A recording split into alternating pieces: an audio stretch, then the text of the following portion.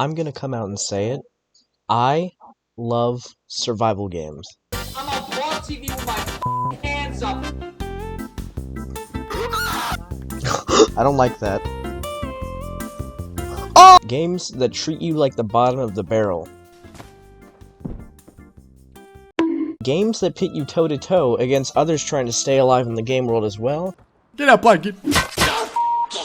And games that simply say screw it, throw you into a large endless world with nothing but your wits and the ability to do whatever you want in order to survive, and lets you do that without any restrictions. Games like Minecraft, Rust, DayZ, and even the original DayZ mod, alongside games like The Forest.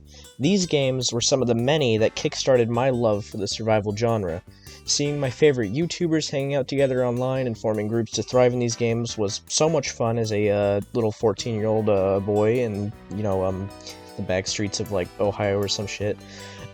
Seeing them interact with other players, learn the mechanics, fail, and do their best to recover just made my brain go total monkey mode. That's all I can say about it. Watch out, he moved! Get him!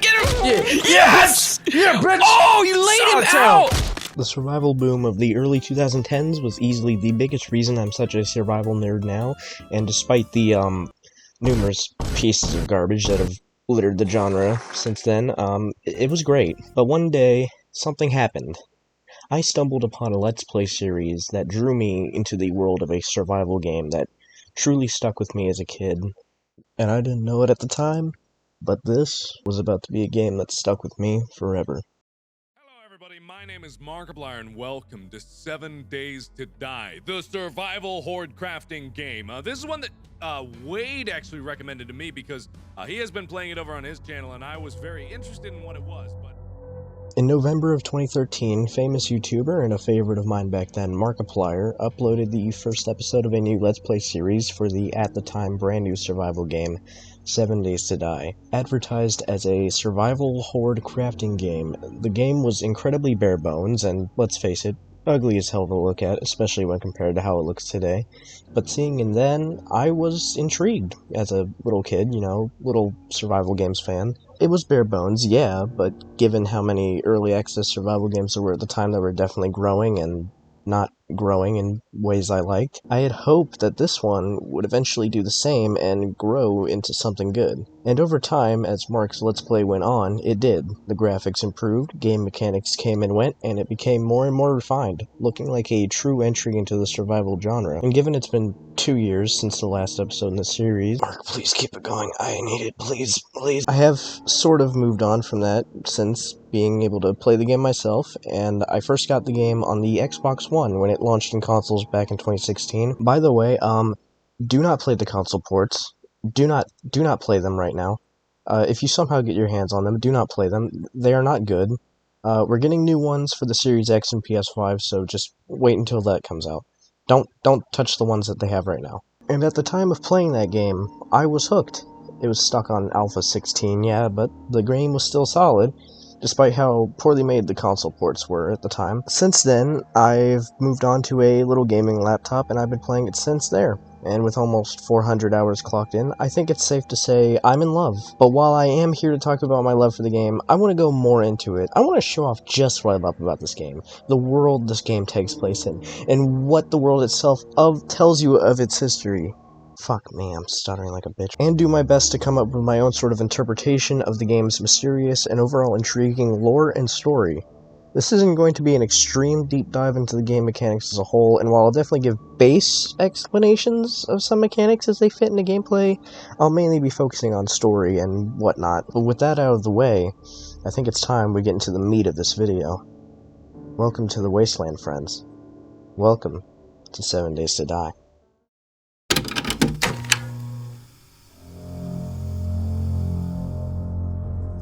I've been lying to you! I've been lying to all of you! Scientists are calling it one of the deadliest pandemics known to human history. The end of days! It's here! The government, they've been prepared for this for a very long time. They didn't want to tell you! They didn't want to tell you the truth! They've been lying to you! These sheep no longer rise above for more!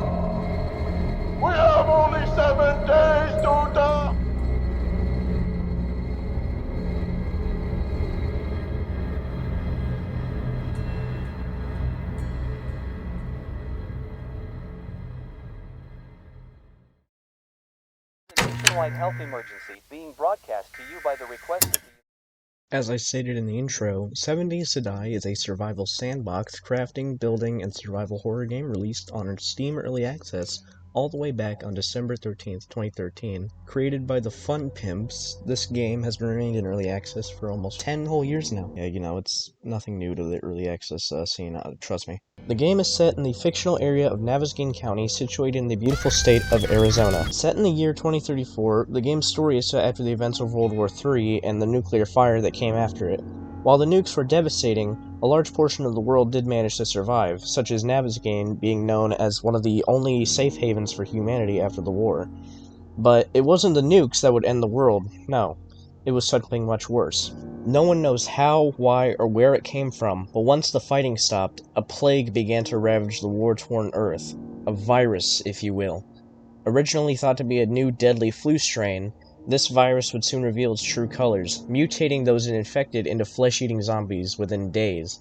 7 days, to be exact. This virus has no known name in the game, so henceforth, in further discussions, I will be referring to this virus as the Navezgane Effect. But in short, given the state the world was in following World War III, the Navezgane Effect was able to decimate what remained of Earth, leaving only handfuls of people left to scrape by in what remained of their home. This is the world you awaken into in starting the game. Armed only with your fists and stuck in nothing but underwear, you are stuck to stake a claim in Navezgane in order to survive and fight back against the zombie threat. When starting a game, you have two options for maps. You can choose to play on Navezgane, a pre-made map that is the same every time you start it up and is generally seen as the canon form of the game world, consisting of the 5 main biomes with towns littered around it, along with each biome having their own capital city for you to loot in, or you can choose to create a randomly generated world that can range in size from 6K all the way to 10K, meaning that randomly generated worlds give you more content in terms of randomness and size. The maps also apparently continue generating the closer you are to the border, but I usually never get that far on these maps. Personally, I think they end up just being big enough by themselves. Although randomly generated maps do have the ability to generate bigger and denser cities, so it definitely does have advantages over the original Navezgane map. The game's difficulty is split into 5 distinct difficulty levels: Scavenger, Adventurer, Nomad, Warrior, Survivalist, and Insane. The difficulties pretty much only scale the damage that zombies and players do to each other, so players will have easier times bashing skulls on Scavenger, while zombies will be more than likely topping you on Insane mode. The game world is also split into biomes in a similar vein to games like Minecraft. These biomes range in size, appearance, and difficulty, with the most common and easiest one being the Pine Forest, a serene and organic landscape populated with forests, cabins, and towns in certain spots, with these towns appearing almost entirely intact apart from a few destroyed buildings, but are all totally desolate with only the undead populating them. It's lush with plant life and animals you can hunt, and is usually the first area you'll spawn in most of the time to start out, making it the easiest zone to survive in. Then aside from the Pine Forest, there's the Tundra, your typical snow biome.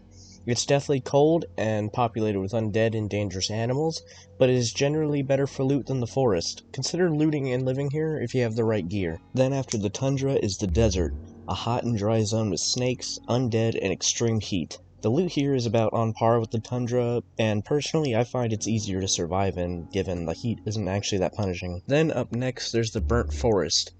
The Burnt Forest only appears in the Navezgane map, acting as a sort of divide between biomes. It has no animals to hunt and is populated with unique zombies that deal fire damage on hit.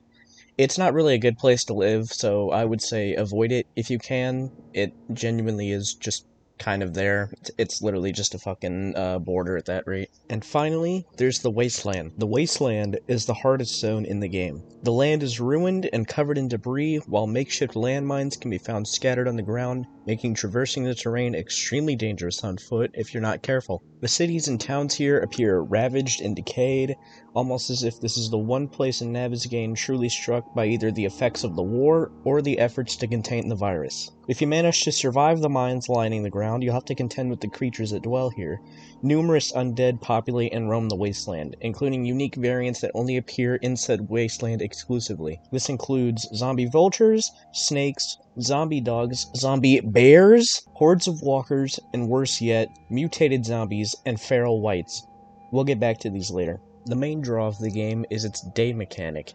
This mechanic is as simple as it sounds. As the days and nights pass, so do the days, with the players starting out on day 1 when they first make a world, with this number increasing as days go by. Every 7 days, a blood moon event occurs. This is the period in the lore when those infected by the Navezgane Effect die and reanimate, creating fresh hordes of zombies that will swarm your current location until the night ends. So it's up to you to fortify your home to prepare for those coming hordes before they appear. With each full week that passes, these hordes become bigger and bigger, becoming populated with even tougher zombie variants, which make fighting back against them even harder than hordes previous. Defeating them, however, provides good chunks of XP, which you can use to upgrade various skills like any other RPG, allowing you to build your character. These builds can range from buff chads utilizing melee combat to crush skulls, machine gunners, scouts, or just becoming a straight-up demo man from Team Fortress 2. There's also books you can read which grant special perks when read, including a powerful bonus perk if an entire book series is read in its entirety. As of the recent Alpha 21 update, there's also crafting magazines which you need to read. Magazines which can increase your crafting skills if you read enough of them, like for example, reading a lot of handgun magazines will let you craft higher level handguns, and reading harvesting tool magazines mean you can craft better tools, and so on and so forth. With all this being said, it shows that the world is a diverse place, with you being able to base anywhere, make your character whatever you want, and being able to do anything to try and survive. There's many different ways to survive, like either building your own headquarters or fortifying existing ruins in order to create the ultimate shelter. I tend to personally stick to the forest, but down the line I usually move shop to the wasteland as I generally like the aesthetic and the challenge it provides. But while we're on about aesthetics, let's talk about the world and what I love about it.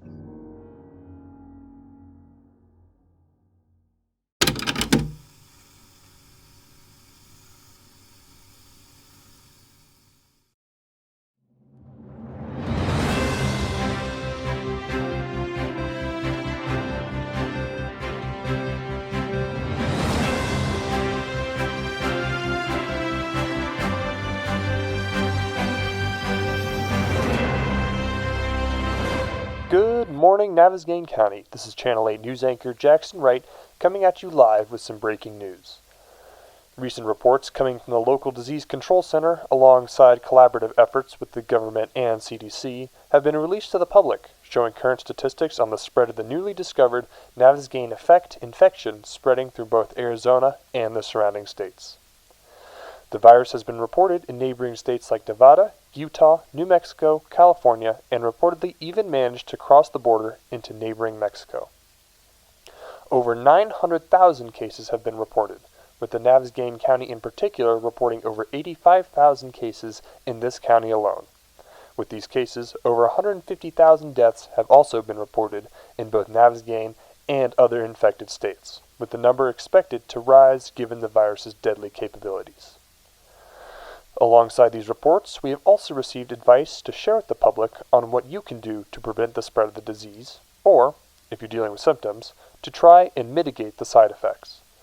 First, make sure you sanitize countertops and tables. The Navezgane Effect virus is able to stay on surfaces for almost an entire week, but is able to be killed with cleaning solution and alcohol. Alongside this, the CDC recommends washing your hands and avoiding touching your face, as well as avoiding contact with potentially infected individuals, as the virus is reported to have high contagion rates. If you think you're infected with the Navezgane Effect, follow these steps. Isolate yourself from others in your home for up to 7 days. Do not get close to anyone, and do not touch anything that may end up getting the virus on it. Next, try to get as much rest as possible to help your body fight this illness. If these don't help alleviate symptoms and you suspect you need help, report to local hospitals or quarantine stations if possible. This is Jackson Wright with Channel 8 News, signing off. Goodbye.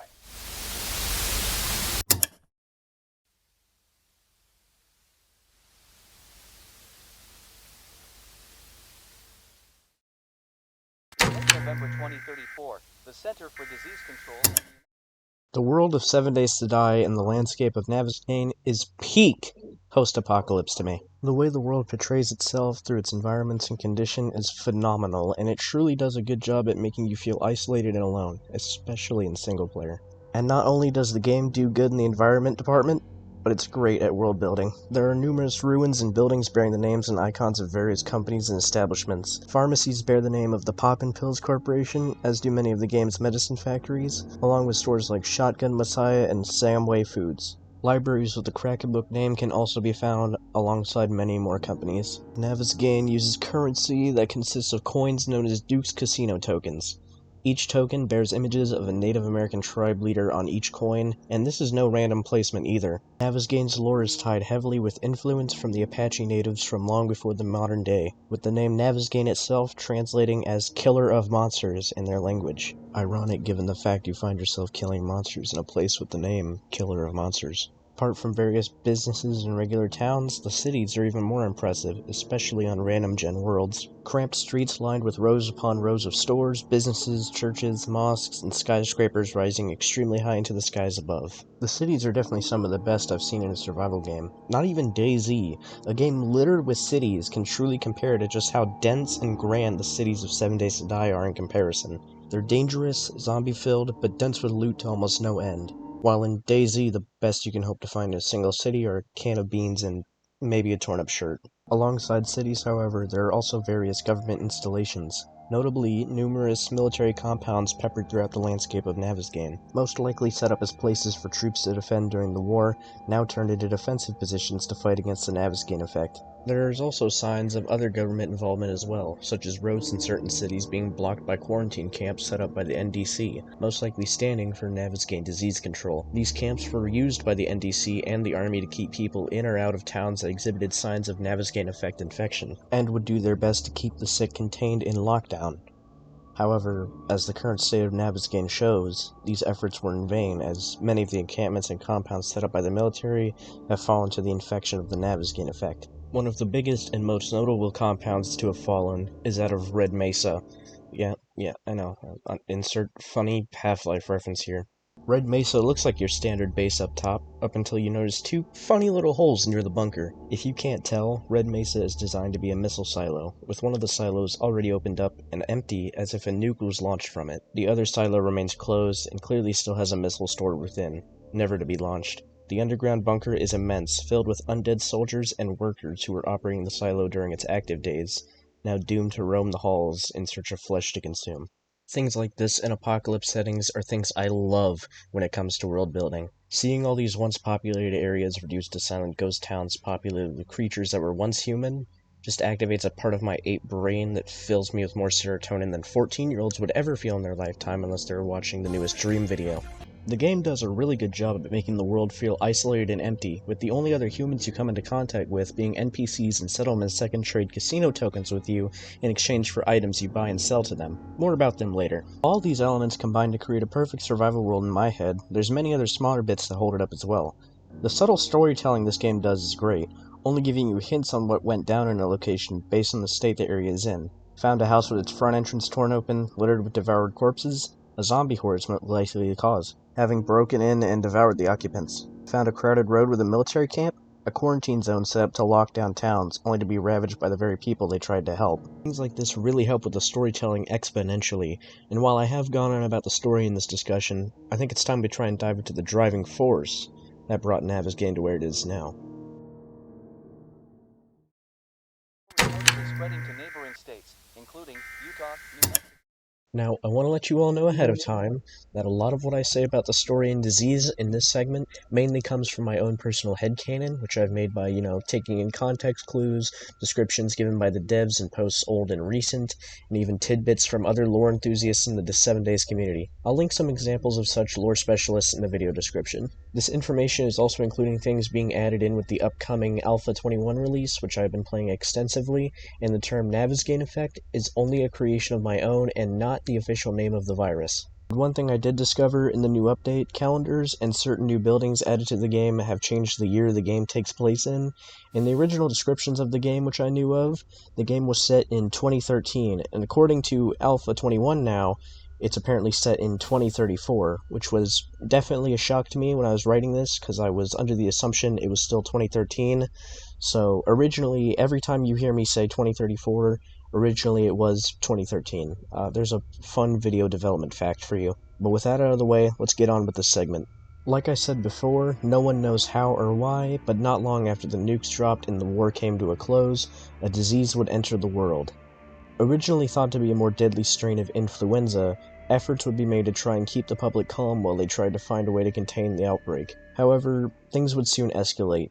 Those infected with the disease would only have 7 days before the infection kills them, reanimating their corpses into ravenous and resilient mutant zombies, bent on killing and eating as many humans as they can find, while spreading the disease at the same time. With rumors of the source being located in Navezgane County, Arizona, the government and public would label the disease as the Navezgane Effect. Weeks went by, more and more people died and were revived as zombies. The military, once dedicated to defending their country from foreign invaders, must now contend with a new invader coming from their very home nation. The local government disease control center, Navezgane Disease Control, would work with the army to set up quarantines in local towns. No one was allowed in or out as people flocked to try and evacuate areas confirmed to have cases of the Navezgane Effect. While these worked for a time, once those 7 days ran up, those in the quarantines would turn, attacking the doctors and soldiers defending the camps before ravaging the towns, infecting and killing dozens more people. This would go on as more and more undead were created, turning the world into a zombie-filled nightmare. The same is true for Navezgane, the rumored source of the virus. Entire cities were bombed, either prior to the outbreak during the war, or in response to large populations of infected roaming the streets. Towns became empty and city populations dropped, instead being populated by undead, and military compounds would slowly fall with their soldiers becoming slaves to the Navezgane Effect. It seemed that no matter what they did, no one could withstand the virus for long. The army couldn't fight off the hordes, and the population itself couldn't fight off its infectious rate. As time went on, the Navezgane Effect itself would begin to mutate, with each week going by, creating newer mutations to add onto the population. These range from your typical walkers, zombies who are slow and easy to dispatch during the day, but become faster and harder to kill at night. These walkers vary from frail to obese, with some, like infected soldiers, being equipped with armor that makes damaging them and landing headshots more difficulty. This then goes from just walkers all the way down to more unique and deadly mutations. All zombies can spawn in 2 different states, feral or irradiated. Feral zombies gain enhanced strength, health, and stats and are able to run even in the daylight, while irradiated zombies are like feral zombies, except they glow a bright green, have all the benefits of ferals, and are even able to heal from damage. Every mutation in the game can spawn with these effects as well, and these mutations come in various forms. The spider zombie is one of the more basic mutations. A zombie twisted by the Navezgane Effect into a creature with a deformed spine and body, causing it to run on all 4s. Its face morphed into one of terror, fangs formed from bones burst from its mutated mouth, giving it its spider-like appearance. It is known for its ability to leap towards prey, similar to other zombies in media, like the Hunter from Left 4 Dead, allowing it to gain on distant victims. It's easy to locate as it produces loud shrieking hisses when responding to spotting prey or roaming around, and is easy to dispatch if you can land headshots, but do be careful as its low stance to the ground makes it a hard target to hit. The infected policeman is, well, an infected police officer. Infected by the Navezgane Effect, many members of local law enforcement underwent a mutation that gave them increases to their body mass, making them larger targets and slowing them down, but giving them the deadly ability of being able to spit large globs of acidic vomit at its enemies. These globs do tons of damage to both you and structures, meaning they're very dangerous when they join in on horde nights. If they take enough damage, the police officer will begin to sprint towards the player, attempting to get close. When it does get close, or if it runs far enough, it'll stand in place and violently explode, dealing massive damage to structures and even has the potential to instantly kill players caught in the blast radius. While these zombies are deadly, they are very slow, so headshots and blows to the head in general are good strategies. Strafing also helps in avoiding their vomit. So long as you do that, you'll be good to go. But overall, try to avoid close quarters combat and just fight it from a distance. That way you don't have to worry about the vomit if you get too close. Also, I know that it does look like the vomit pools whenever you hit something, but stepping in the pool does absolutely nothing. So don't worry about the pools. Up next are the Screamers. Undead women who have had their vocal cords mutated by the Navezgane Effect. These zombies have the ability to call upon hordes of zombies when getting close to a player. These zombies are unique as they only spawn when an area is producing enough heat, a mechanic that represents the amount of player activity in an area, such as the burning of torches, campfires, forges, overall just player presence. If enough heat is generated, a screamer or 2 will spawn to investigate the area, summoning hordes if spotting players. They aren't strong on their own though, they're very frail compared to even walkers, It's best to kill them before they can spawn a horde, although a lot of the time me and my friends use them to create zombie hordes to farm XP, so if you want to do that you can, but most of the time I would say it's optimal to kill them before they summon a horde. Feral whites are probably the strongest and deadliest zombies you'll encounter in the game. Mutated by the virus, feral whites have the added benefit of always spawning in feral states. This makes these zombies incredibly deadly, as their added resilience means they can tank deadly blows with ease, even requiring multiple headshots if your weapons are weak enough. As you progress and earn stronger weapons, however, these zombies may drop in challenge, but they can still be deadly if they catch you off guard or come in groups, which they rarely ever do outside of Horde Nights. Finally, in terms of human infected, there's the mutated zombie. A more recent addition to the game, mutated zombies are variants only encountered in the Wasteland or at the end of certain high-level buildings and dungeons. Similar to all zombies, they're slow at day and fast at night and can spawn as feral or irradiated. As the name states, these zombies were heavily mutated by the Navezgane Effect, presumably due to the influence of radiation from the nuclear conflict. As a result of this, their upper body is swollen by a fleshy mass with bulbous green pustules covering their bodies. When close to a human, these zombies release small green acid balls in a radius around themselves, dealing damage similarly to the infected policeman. As of Alpha 21, however, these balls also deal radiation damage to the player, making them even deadlier than they were when they first came to the game, including damaging players if they step in the acid puddles. Despite the damage they deal, however, they are relatively weak health-wise given their scrawny and bulbous build. Keep your distance and attack with projectile weapons and you'll be just fine. There's also the added benefit that these zombies do not spawn during Horde Nights, so you got that going for them. While the zombie virus has a strong hold over the human population for its mutations, the virus doesn't just target humans when transforming them into infected, with the virus possessing the ability to infect certain animals as well.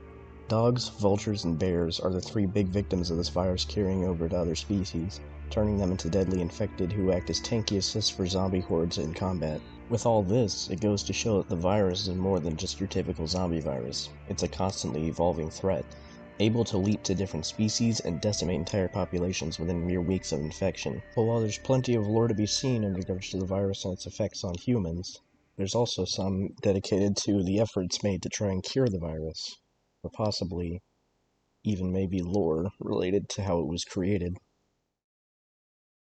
Located in the ruins of the city of Gravestown on the Navezgane map in the Wasteland lies a tall and isolated building that not only appears mostly intact, but is one that was probably so important it has an entire block dedicated to it in the city. At the front entrance, a sign hangs from the building, reading Higashi Pharmaceuticals.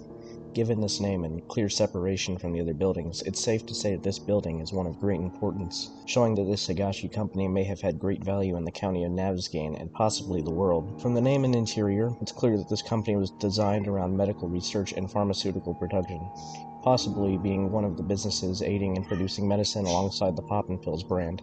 However, the interior of the building tells many tales that may hold a dark truth about the company's true intentions. But it's not just this building which holds darkness within. Inside a middle-class suburb in a city of a custom map, one has the possibility of finding this house. Labeled as House_Modern_23 in the game files, approaching it in-game will reveal its real name to the player, the Dr. Karen Higashi residence, a level 5 territory, meaning this house is one of the hardest places to loot in the game. But from the outside and in, you wouldn't really see what the fuss is about. The house is modern in its design and is very high class, only having a few decently tough zombies roaming the ground floor, which are easy to dispatch. The loot is nothing crazy, but it's still somewhat decent. However, the truth is revealed once you enter the doctor's office. Finding a key inside a cabinet, you'll hear the sound of a door opening somewhere nearby. Going down into the basement, you see what opened. A hidden door in the wall. Traveling into the hidden corridor reveals an industrial structure built underneath the house, but not just any type of structure. This hidden structure is revealed to be an entire underground laboratory built under Karen's home. Remnants of scientists and soldiers once positioned to guard the location are seen as zombified threats, alongside infected officers presumably acting as extra security. After solving some puzzles to unlock doors and get deeper into the lab, you find more inside. Rooms dedicated to studying and sampling microorganisms, most likely viruses and the like, and eventually leading you to the main chamber where a massive swarm of undead troops and scientists swarm you. After dispatching them, you'll find the main attraction of this lab. 2 large tubes, each containing 1 feral white and a mutated zombie. and nearby a pool of green fluid being pumped into the tubes, indicating that whoever these two zombies were, they are being exposed to whatever this fluid is, turning them into the zombies they were by the time you arrive. And clearly, this virus also affected the staff working inside the lab as well. It only gets worse when we return to Higashi Pharmaceuticals, where inside the building's upper floors we can find more rooms containing even more test tubes with infected subjects trapped within. Alongside this, there are wings dedicated to things such as chemical storage and, most notably, DNA testing. Inside this wing, more and more tubes containing test subjects long turned into the undead are found, more than willing to smash their way out to get to you and make you a quick snack, as most of these zombies were transformed into feral whites. It's not unwise to assume this, but from what I've seen and given the context of the situations both of these locations have been put into, it's not hard to assume that Higashi Pharmaceuticals and its higher-ups like Dr. Karen may have had some kind of hand in the spread and possibly even the very creation of the Navezgane Effect. One could argue they wanted a form of cure, but the evidence I've seen suggests that whatever they've done in these locations, the reasons for them happening were far from pure. The Navezgane Effect certainly has a chance of having its birthplace be right here in Navezgane, right under the noses of the people Higashi were living alongside in these cities. Whether they knew it or not, the people running this company definitely must have had a suspicion that what they were doing here could almost certainly end the world if given the chance. And sadly,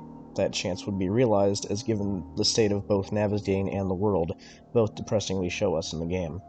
But with all that being said, it's time we shy away from the virus and move on to a more personal part of the game. Let's talk about you. More importantly, let's talk about the character you will be playing as. Reports indicate the virus originated from the area of Navezgane County. When starting a new game for the first time, your character wakes up in a random spawn location, beaten, bruised, and stripped to their underwear with only a torch, water jar, and a can of chili alongside a land claim block for claiming territory. Once loaded in, your character reads a note given to them by a person known only as Noah. The note reads, "Dear friend, the wasteland can be an unforgiving place. I found you naked and left for dead with no supplies. It looks like you crossed the Duke in a bad way and you could use some help. Enclosed is a short guide to help you survive. If you complete it, we might just take in a new citizen, the White River Settlement. It's real and it's safe. Peace be with you, friend. Noah." This Noah figure is never actually seen in the game, nor can he be found, but it can be assumed that he was someone who helped you out after finding you in your current situation. Alongside your starting kit, you also spawn with an additional note from another figure, known as the Duke of Navezgane. This note reading, "Just a friendly reminder that you pay on time, every time, or there will be consequences. Next time, we won't be so nice. Thanks for the gear, but you still owe us. See you soon. The Duke." Like with Noah, this Duke is never seen either in the game, although according to an extremely old trailer for the game, the Duke is apparently the leader of a gang of mutated soldiers, acting as an overarching antagonist in the game's lore. I'm unsure if this is even still canon, given how old the trailer is. It's from like 2013, I believe, before the game even came out, and a lot of the game has changed over the years, but either way, this Duke is definitely someone who your character has history with, apparently forcing people to pay taxes for protection or safety. One of the merchants in the game even mentions the Duke, saying that they owe protection fees to him and want your money to pay him back. As for Noah, he's only ever mentioned in the first note, giving you a guide to survival which acts as the opening tutorial to help you craft simple clothing and tools to get started. Other than these tidbits, your character generally has no real personality or lore attached to them. You're simply another survivor stuck in the remnants of Navezgane. Fuck, man, the Jesus, doing their best to stay alive. There are also several previously mentioned NPC traders that you can meet, each running safe zones where you can trade and sell items and accept quests that net you rewards and XP. Each trader has a different theme, with them usually having a primary type of item to sell, like Trader Jen being focused around medical supplies, and Trader Hugh focused on selling weapons and ammo. And as I've also previously stated in the video, you can also build your character with XP by buying into various skill sets. These skills include things like strength, intelligence, agility, and other typical RPG stats like intelligence in the lot, with each tree revolving around certain builds, like agility being based around light armor, handguns, and knives, and strength being based around heavy armor, clubs, sledgehammers, and shotguns. This allows you to create all kinds of varied builds for your character, from hard-hitting tanks specialized in wearing metal armor, blasting zombies with a 12 gauge, all the way to stealthy backstabbers and master crafters with a 5th level intelligence. While the skill system is good, I would definitely do one thing when you're playing the game: alter your world settings to give you a higher XP boost. Leveling up in 7 Days to Die for me is one of my least favorite parts of the gameplay. Sure, it's easier at the start, but with how little XP you get from sources outside of killing zombies and completing missions, you'll barely level up enough to truly build your character the way you want to. Still, despite this one issue, the system works well and is passable for an RPG mechanic, because I'm not lying when I say that specializing into specific traits makes you a beast in combat and during other menial tasks. Before starting a game as well, there are even options to allow you to change your character model. This can range from preset character models with their own names and appearances, or you can create a custom model and customize it to your heart's content, as nearly every part of the model can be changed in some way. You could have a buff Giga Chad with gray skin and black hair, or a scrawny twink with blue skin and pink hair. Truly, this is character creation that goes harder than Ark Survival Evolved. Okay, what can I talk about now? Here's some extra stuff that we could talk about. The virus is believed to be a relative of the influenza virus. Now that I've got all the big stuff out of the way, I just want to say 7 Days to Die is definitely a game I always find myself coming back to time and time again. With each new alpha the game releases, the game changes in many different ways, from redesigning existing mechanics, polishing world generation, adding flair, and all sorts of goodness to the world and the gameplay. It's just a blast for me and the boys to go through. I do find it unfortunate that despite nearly 10 years of development that the game is still stuck in early access and alpha, no less. Sure, the game changes a lot with each update, but for the past 5 alphas, I swear the skill system has been reworked as many times as the alphas have been released, which is like once a year at this rate. But it could be worse. It could have pulled a DayZ and spent all of its time in early access adding no content other than one weapon and 3 different types of clothing, or an Ark where they release a $20 DLC and not fix any of the game's bugs or optimize it at all. So, while the long development cycle is annoying, I can at least say that I'm glad the game hasn't pulled any predatory business decisions since its launch. Hell, they're even going through the effort of updating and re-releasing the game's console port onto the newest version and putting it on both the Series X and PS5, ensuring that the game is able to reach a wider audience than just being restricted to the PC and an outdated and buggy last-gen console port. All these aspects and things I've mentioned about the game are why I hold this game so close and high up compared to other games of its era. It isn't the most innovative thing in the world, it's buggy, it has its issues, but, at least it's not charging you $30 for a shitty map DLC or something like that. What's here is enough to keep the game alive, and the fanbase it has cultivated entertained for as long as it possibly can, and that is something that truly keeps me attached personally. What else can I talk about? Did I mention this game has multiplayer? 7 Days to Die, like most games of its kind, supports cooperative or PvP-based multiplayer settings, with most servers being able to support 16 players in a single lobby to survive together or to fight for resources and land. Honestly, I think most of the people I know play the game's multiplayer simply for the co-op aspect. Having a group of friends together on a horde night blasting away at zombies inside a giant compound you all constructed is a feeling genuinely like no other in games like this. Minecraft multiplayer is fun, but 7 Days to Die multiplayer for me is to fucking die for. Now, while I have gone on about how much I love the game and how fun it is, I do gotta say, the game isn't 100% perfect. Like most early access games of its kind, it can be pretty buggy sometimes. Not super buggy to where the game just straight up becomes unplayable, but the ones you will run into can probably break immersion or, just make the game not very fun sometimes, depending on the severity. Then the biggest gripe I have is the zombie running speeds. I know I'm probably gonna get hit with skill issue and shit like that, but I have to say this.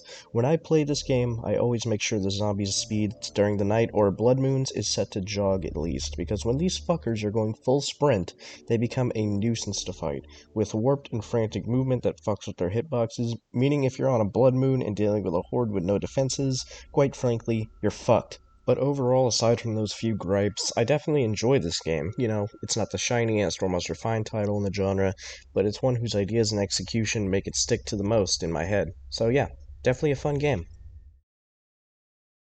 7 Days to Die is a great game to me. Fun gameplay, amazing worlds and world building, detailed environments, and overall excellent gameplay make it a great contender for my favorite survival game. And despite the 10 years it has spent nearly stuck in early access, I think it's safe to say that so far, the devs are putting in great work. Every update feels refreshing and brings new ideas to the table, refreshing game mechanics and adding new ones while making the world a more interesting and scary place to be out in. This definitely was a fun trip to take with all of you, and while I know this isn't the content you're used to from me, I wanted to take a chance at seeing if I had the ability to make something worth watching that had time and effort put into it, and just, had editing in every part of the video. So far, I think this was a great start. Not perfect, but I think I definitely can improve on this and keep going with what I got. Huge thanks to my friends who were gracious enough to lend their voices to my project, and thanks to the Fun Pimps for creating such an entertaining game that me and my friends always enjoy playing. Another shout out to those who presented their own lore ideas in other videos, which helped me inspire to take a crack at it myself. Links to these videos will be down in the description. They definitely deserve the attention. But with all that being said, thank you for watching. Be sure to leave a like and subscribe if you enjoyed, and share this video with your friends. I have a Twitter that you can follow where I post occasionally whenever I feel like it, but will also be a place where I advertise the release of videos on my channel. Thanks again for watching, and until next time, I'll see you all on the flip side. Peace out.